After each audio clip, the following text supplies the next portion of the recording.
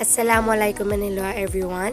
I am Aniah Sarip Maba and I am going to apologize first because my voice is hoarse and I hope you understand and sorry again if may mga hindi kayo maiintindihan but I am going to try my best para ma-deliver yung report ko ng mabuti at maintindihan nyo ng maayos.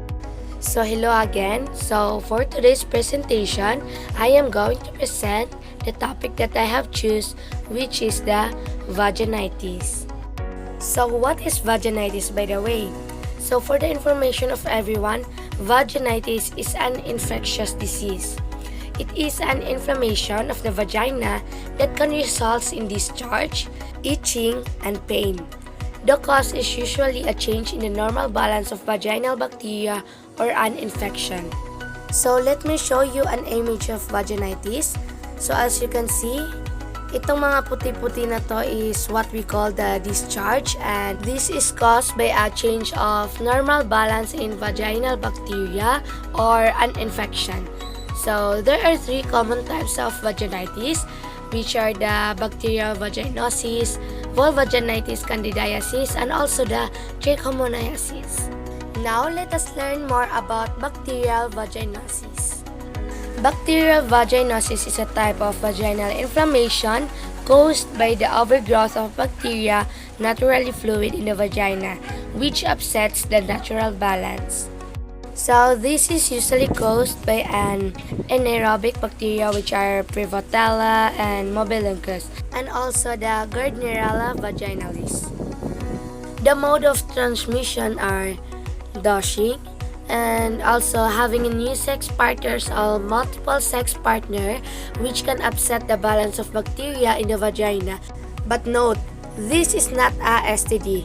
What I'm trying to say is that having a new sex partners can upset the balance of bacteria in the vagina, which can result having a bacterial vaginosis. For the patient care or para ma-avoid natin to is we should avoid douching, avoid vaginal contact with anything that has touched your anus, and always wear cotton or cotton liner underwear. So, for the laboratory diagnosis naman is we should perform a pelvic examination, take a sample of vaginal secretion, and also test your vaginal pH so that we can identify if that is a bacteria or an infection, and to know what might be the possible treatment for this disease. So let us move forward for the vulvaginitis candidiasis.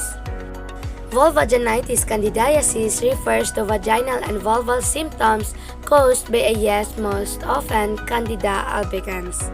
Note also that this is not a STD, but this is caused by a Candida albicans and Lactobacillus. The mode of transmission is usually transmitted from mother to infant through childbirth, and the typical reservoir for Candida albicans is in the normal human microflora and is not found in animal vectors. So this means that walang kinalaman dito ang sexual intercourse, and also nag-transmit lang ito through your mother, and also because of the Candida albicans that it is in the normal human microflora.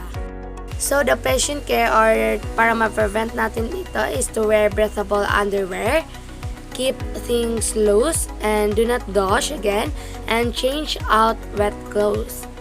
And for the laboratory diagnosis is taking a small sample of vaginal discharge to be examined under a microscope.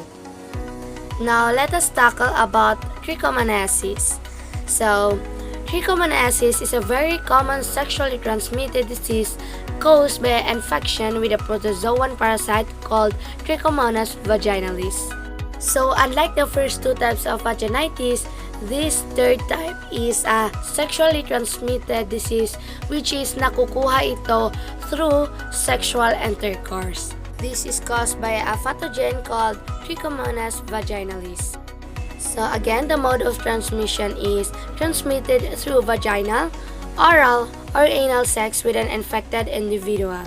Like if you had sex with an infected individual, then possibly magta-transmit talaga ito sa'yo. And according to my research, it can also be passed from mother to her baby at birth. The patient care for this disease are, of course, avoid oral and anal sex until antibiotic treatment has eliminated the parasite, and also treat all sexual parasites to avoid the infection, and avoid unprotected sex, and also prioritize sexual safety, such as talk about protection methods with partners. And for the laboratory diagnosis also is to looking at the sample of vaginal fluid for women and also the urine for men under a microscope. So those are the 3 common types of vaginitis. Now let me summarize my report. Vaginitis is an inflammation of the vagina that can result in discharge, itching, and pain caused by the change in the normal balance of vaginal bacteria or an infection. So there are 3 types of vaginitis, which are the bacterial vaginosis, vulvaginal candidiasis, and also the trichomoniasis. And note always that the first 2 types of vaginitis are not STD, while the third is a sexual transmitted disease. So to prevent this kind of diseases is we should have a good overall hygiene, use mild soap without irritant or scents, wearing cotton underwear, and also avoid dosing and irritating agents such as hygiene sprays, soaps, and then feminine products. And of course, avoid having sexual intercourse with an infected person. The diagnoses are to carry out a physical examination and ask about medical history, conduct a pelvic exam to check inside the vagina for inflammation and excess discharge, and also checking the appearance of the vaginal fluid and vaginal pH levels. Always remember that no matter what your age, vaginitis is a surprisingly common condition. This irritation of the vagina or vulva can affect anyone from teens to menopausal grandmothers. So, palagi tayong mag-iingat because after all, prevention is better than cure. And that's all. Thank you for watching.